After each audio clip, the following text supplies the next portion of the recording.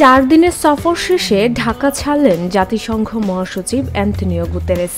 রবিবার সকাল 9টা 50 ঢাকার শাহজালাল আন্তর্জাতিক বিমানবন্দর ত্যাগ করেন তিনি। এর আগে গত বৃহস্পতিবার বিকেলে জাতিসংঘ মহাসচিব হজরত শাহজালাল আন্তর্জাতিক বিমানবন্দরে অবতরণ করেন।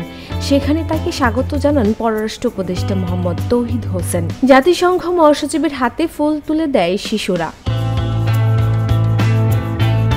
সফরের দ্বিতীয় দিন শুক্রবার কক্সবাজারের রোহিঙ্গা ক্যাম্প পরিদর্শন করেন গুতেরেস।